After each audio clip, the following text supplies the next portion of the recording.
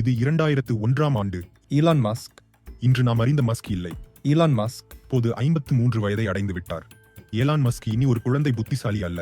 12 வயதில் முதல் கணினி நிரலை விற்ற பிறகு ஏலான் மஸ்க் ஒருபோதும் விற்பனை செய்யாமல் இருக்கவில்லை. அந்த நேரத்தில் ஸ்பேஸ் எக்ஸ் இல்லை, டெஸ்லா இல்லை. ஆனால் ஒரு விஷயம் இருந்தது. நீ பேபால் மூலம் .com வெற்றியில் கோடிக்கணக்கான பணம் சம்பாதித்தாய். அதிகமானவர்கள் இந்த நிலையில் இருந்தால் தங்களது உழைப்பின் பலனை அனுபவிக்க நிம்மதியாக அமர்ந்திருப்பார்கள். ஆனால் ஏலான் மஸ்க் வேறுபட்டவன். பணத்தை ஏலான் மஸ்க் ஒரு இலக்காக பார்ப்பதில்லை, அது ஒரு கருவியாகும். ஸ்டார்ட் அப் வாழ்க்கை, உன் 23 மணி நேர வேலை நேரங்கள், பங்குச் சந்தை, முதலீடுகள், all of it was losing its charm. Elon Musk ஏதோ ஒன்று புரியலா போய்விட்டது. எலான் மஸ்க் நினைத்தார், நான் இன்னும் பெரிய விஷயங்களை செய்ய வேண்டியவன். அதனால் ஏலான் மஸ்க் லாஸ் ஏஞ்சல்ஸ்க்கு செல்ல முடிவு எடுத்தார். ஆனால் புகழிற்காக அல்ல. LA ஒரு முக்கியமான வான்வெளி ஏரோஸ்பேஸ் மையம். எலான் மஸ்க் எதையாவது செய்ய நினைத்தால் ஏலான் மஸ்க் சுற்றிலும் அதற்கான சிறந்த நிபுணர்கள் இருப்பார்கள். மனித இனத்திற்கு விண்வெளி ஆராய்ச்சி அத்தியாவசியமானது. அடுத்த நிலை மார்ஸை காலனியாக மாற்றுவது. ஆனால் பிரச்சனை என்னவென்றால், NCAவின் இணையதளத்தை பார்க்கும்போது மார்ஸுக்கு செல்ல எந்த திட்டமும் இல்லை. ஏன் நாம் 1960களின் ஆப்பல்லோ காலத்தில் இருந்த அந்த ஆர்வத்தை இழந்துவிட்டோம்? எலான் மஸ்க் நினைத்தார், பொதுமக்களின் ஆதரவு இருந்தால்தான் இது சாத்தியமாகும். அதுவே எல்லாவற்றிற்கும் தீர்வு. அதனால் ஏலான் மஸ்க் ஒரு சிறந்த திட்டத்தை உருவாக்க விரும்பினாய். பல சாத்தியமான யோசனைகள் வந்தன. முதலில் மூச்சு திணறல் இல்லாமல் சோதனை செய்ய சுட்டிகளை மார்ஸுக்கு அனுப்பலாமா என யோசித்தார். ஆனால் அது மிகவும் கடினமாக இருக்கலாம். அதற்கு பதிலாக மார்ஸ் ஓஎஸ்எஸ் எனும் திட்டத்தை உருவாக்கினார். பழைய ICBM ஏவுகணையை வாங்கி அதை பயன்படுத்தி ஒரு மரியாதைக்குரிய செயலாக மார்ஸில் முதன்முதலாக தாவரங்களை வளர்ப்பது. அதனால் எலான் மஸ்க் ரஷ்யா சென்று ஏவுகணை வாங்க முயன்றாய். ஆனால் ரஷ்யர்கள் உன்னை ஆழமாக மதிக்கவில்லை. அவர்கள், யாரப்பா இந்த குழந்தை என கூறினர். அவர்கள் கூறியது, ஒரு ஏவுகணைக்கு $8 மில்லியன். நீ எதிர்வாதம் செய்தாய், 2 ஏவுகணைகளை 8 மில்லியனுக்கு கொடுங்கள். அவர்கள் உன்னை யங் பாய் நைவேவ் என உற்று நோக்கினர். நீ கோபமடைந்து வெளியேறினாய். அதிகம் விருப்பங்கள் இல்லாததால் ஏலான் மஸ்க் விமானத்தில் வெறுமனே அமர்ந்திருந்தாய். ஆனால் பக்கத்தில் உள்ளவர்களுக்கு தெரியாமல் நீ கணினியை எடுத்து ஒரு எக்ஸல் ஷீட்டை பார்த்தாய். பிறகு, நாம் ஏன் எங்களுக்கே ஏவுகணை உருவாக்க கூடாது என எண்ணியாய். ஏலான் மஸ்க் கணக்கிட்டு பார்த்தபோது முக்கிய பொருட்கள் அனைத்தும் சிக்கனமாக கிடைக்கும் என புரிந்தது. அந்த நேரத்தில் பெரும்பாலான விண்வெளி நிறுவனங்கள் பெரிய, விலை உயர்ந்த ஏவுகணைகளை மட்டுமே உருவாக்கின. ஆனால் சிறிய செயற்கைக்கோள்களை அனுப்ப தேவையான சிறிய ஏவுகணைகள் இல்லை. இதை ஏலான் மஸ்க் வணிக வாய்ப்பாக பார்த்தாய். சிறிய மலிவான ஏவுகணைகளை உருவாக்கி சந்தைப்படுத்தலாம். இதன் மூலம் லாபம் சம்பாதித்து அதை மார்ஸை அடைய பயன்படுத்தலாம். அதுவே ஸ்பேஸ் எக்ஸின் பிறப்பு. NASA, ரஷ்யா யாரும் இதை செய்யவில்லை. ஆனால் ஏலான் மஸ்க் செய்ய முடியும். மனிதர்களின் ஆர்வத்தை தூண்ட விண்வெளி ஆராய்ச்சியையே முன்னேற்றம் செய்யலாம். இதுவே ஏலான் மஸ்க் மற்றும் ஸ்பேஸ் எக்ஸின் கதை. ஜூன் 2002க்கு பிறகு பல மாதங்கள் வரை ராக்கெட் அறிவியல் மற்றும் விண்வெளி துறையை பற்றிய ஆய்வுகளை மேற்கொண்ட பிறகு Space Exploration Technologies SpaceX Los ஏஞ்சல்ஸில் உள்ள பழைய கிடங்கில் உருவாக்கப்பட்டது. கடந்த 50 ஆண்டுகளில் எந்த முன்னேற்றமும் இல்லாத, போட்டியில்லாத ஒரு துறையில் இது ஒரு புரட்சியாக இருந்தது. அத்துடன் பல ராக்கெட் தயாரிப்பு நிறுவனங்கள் ஒவ்வொரு ஏவுதளத்திற்கும் ஃபெராரி போன்ற விலை உயர்ந்த ராக்கெட்டுகளை உருவாக்கும் போது எதற்காக ஹாண்டா சிவிக் போன்ற ஒரு எளிய, மலிவான ராக்கெட் போதாது எனும் கேள்வியும் எழுந்தது. ஸ்பேஸ் எக்ஸ் நிறுவனத்தின் முக்கிய இலக்கு வணிக ரீதியாக பார்க்கும்போது சவுத் வெஸ்ட் ஏர்லைன்ஸ் போலவே விண்வெளி போக்குவரத்தை மலிவாக மாற்றுவதாக இருந்தது. உங்கள் முதல் ராக்கெட் ஃபால்கான் 1 என பெயரிடப்பட்டது. அது ஸ்டார் வார்ஸ் திரைப்படத்தில் வரும் மில்லேனியம் ஃபால்கான் என்ற விண்கலத்தினால் ஈர்க்கப்பட்டது. மலிவு விலையில் ராக்கெட்டுகளை உருவாக்க எளிமையான, வேகமான, குறைந்த செலவில் செயல்படும் ஸ்டார்ட் அப் முறை விண்வெளித்துறையில் கொண்டுவரப்பட்டது. லாக்கெட் மார்ட்டின் மற்றும் போயிங் போன்ற மெதுவாக இயங்கும் மிகப்பெரிய நிறுவனங்களை முந்துவதற்காக ஸ்பேஸ் எக்ஸ் போன்ற பெரும்பாலும் தன் ராக்கெட்டுகளை முழுவதுமாக தானாகவே தயாரிக்க தொடங்கியது. இதன் மூலம் உற்பத்தி செலவுகளை குறைத்து அதிக எண்ணிக்கையில் ராக்கெட் ஏவுவதற்கான வாய்ப்பு கிடைத்தது. ஆனால் மிகப்பெரிய புரட்சியான கண்டுபிடிப்பு பயன்படுத்திய பிறகு ராக்கெட்டுகளை மறுபயன்படுத்தும் திறனை வளர்ப்பது என்பதுதான். வானூர்திகள், கப்பல்கள் மற்றும் லாரிகளை ஒருமுறை பயணத்திற்கு பயன்படுத்திவிட்டு கழிவுகளாக மாற்றிவிடுவதில்லை. அதுபோல ராக்கெட்டுகளும் மீண்டும் பயன்படுத்தக்கூடியதாக இருந்தால் அதிகமான ஏவுதளங்களை குறைந்த செலவில் நடத்த முடியும். இதனால் மணிக்கணக்கான ராக்கெட் ஏவுதல்களை நடத்தி நாம் செவ்வாய் கிரகத்தை அடைய முடியும். ஆனால் முதலில் மனிதன் உருவாக்கிய ஒரு தனியார் ராக்கெட்டை வான்வெளியில் நிலைப்படுத்துவது என்பது முதல் பெரிய இலக்காக இருந்தது. இது 21வது நூற்றாண்டின் மிகப்பெரிய பொறியியல் சவாலாக அமைந்தது. முதலாவது முயற்சி முதல் ஃபால்கன் 1 ராக்கெட் 2006 மார்ச் 24ஆம் தேதி ஏவப்பட்டது.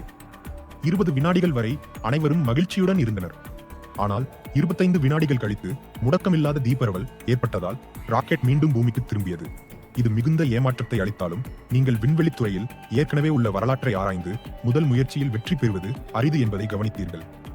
இரண்டாவது முயற்சி மொத்தம் 1 வருடம் கடுமையாக உழைத்த பிறகு 2007 மார்ச் 21 அன்று ஸ்பேஸ் எக்ஸ் தனது இரண்டாவது முயற்சியை மேற்கொண்டது. இந்த முறை 5 நிமிடங்கள் முழுமையாக செயல்பட்டது. ஆனால் ராக்கெட் இறுதியில் வெடித்து சிதறியது. மூன்றாவது முயற்சி 2008 ஆகஸ்ட் 2ஆம் தேதி மூன்றாவது ஃபால்கன் 1 ஏவப்பட்டது. ஆனால் முதன்மை மற்றும் இரண்டாம் கட்ட ராக்கெட்டுகள் ஒன்றுடன் ஒன்று மோதியது. இதனால் ராக்கெட் பயணிக்க முடியாமல் போய்விட்டது. கடைசி வாய்ப்பு 4வது முயற்சி. நீங்கள் தெரிந்து கொண்டீர்கள், 4வது முயற்சி தான் இறுதி வாய்ப்பு. இதற்கு பிறகு பணம் முடிந்து போகும். 2008 செப்டம்பர் 28 அன்று 4வது ஃபால்கன் 1 ஏவப்பட்டது. இந்த முறை முழுமையாக வெற்றி பெற்றது. ஃபால்கன் 1 வரலாற்றில் முதன்முறையாக தனியார் ராக்கெட்டாக விண்வெளியில் நிலைப்படுத்தப்பட்டது. கடைசி நிமிடத்தில் கிடைத்த நாசா ஒப்பந்தம் இது வெற்றி பெற்றாலும் ஸ்பேஸ் எக்ஸ்க்கு பணம் இல்லாத நிலை தொடர்ந்தது. இதற்கிடையில் 2008 பொருளாதார நெருக்கடி ஃபினான்ஷியல் கிரைசிஸ் நிகழ்ந்தது. டெஸ்லா மற்றும் ஸ்பேஸ் எக்ஸ் இரண்டும் பணமில்லாமல் தள்ளாடின. ஆனால் NASA இறுதி நிமிடத்தில் ஒரு பெரிய ஒப்பந்தம் வழங்கியது. $1.6 பில்லியன் ISS சரக்கு போக்குவரத்து திட்டம். வெற்றியின் தொடக்கம் இப்போதிலிருந்து வெற்றி மட்டுமே. 2010 ஃபால்கான் 9 வெற்றிகரமாக விண்வெளிக்கு சென்றது. 2015 ஃபால்கான் 9 முதல் முதன்முறையாக பூமியில் மீண்டும் இறங்கியது. 2018 ஃபால்கான் ஹீவி இதுவரை உருவாக்கப்பட்ட மிகப்பெரிய ராக்கெட் வெற்றிகரமாக பரிசோதிக்கப்பட்டது. இந்த பயணத்தினால் ஸ்பேஸ் எக்ஸ் மனிதனை செவ்வாய்க்கு அழைத்துச் செல்லும் மிகப்பெரிய தனியார் நிறுவனமாக வளர்ந்தது. இதோ விரைவில் இன்றைய நிலையை பார்ப்போம். ஸ்பேஸ் எக்ஸ் உலகளவில் அதன் அனைத்து போட்டியாளர்களையும் பெரிய அளவில் முந்திவிட்டது. பவல்கன் 9 இப்போது ஸ்பேஸ் எக்ஸ்க்கான முக்கியமான வேலைகளுகியாக இருக்கிறது. இதன் ஒவ்வொரு ஏவுதலுக்கும் $60 மில்லியன் மட்டுமே செலவாகிறது. இது ஐரோப்பா, ஜப்பான், ரஷ்யா மற்றும் சீனாவில் இருந்து ஏவுவதை விட வாடிக்கையாளர்களுக்கு மிக குறைந்த செலவாக இருக்கிறது. மேலும் மார்ஸ் கிரகத்திற்கு செல்லவும் உலகம் முழுவதும் பயணிக்கவும் உருவாக்கப்பட்ட மிகப்பெரிய ராக்கெட் ஸ்டார்ஷிப் தற்போது தயாராகி வருகிறது. ஸ்டார்லிங் எனப்படும் செயற்கைக்கோள்களின் வலையமைப்பு உலகத்தின் தொலைதூர பகுதிகளுக்கு இணையத்தை வழங்குவதற்காக உருவாக்கப்பட்டுள்ளது. இது ஸ்பேஸ் எக்ஸ்க்கான பெரும் வருவாய் மூலமாக மாறி மங்கள் கிரக பயணத்திற்கான திட்டங்களை நிதியளிக்க உதவ வேண்டும். உலகளவில் செயற்கைக்கோள்களின் சந்தை வருடந்தோறும் பெருகிக் கொண்டே செல்கிறது. 2018ஆம் ஆண்டில் இந்த சந்தையின் மதிப்பு $300 பில்லியன் அருகில் இருந்தது. ஸ்பேஸ் எக்ஸ் ஒரு தனியார் நிறுவனம் என்பதால் அதன் இலாபம் குறித்து வெளிப்படையான தகவல்கள் கிடைப்பதில்லை. இருப்பினும் அது ஒரு உறுதியாக நிலை பெற்ற நிலையில் உள்ளது என்பது உறுதி.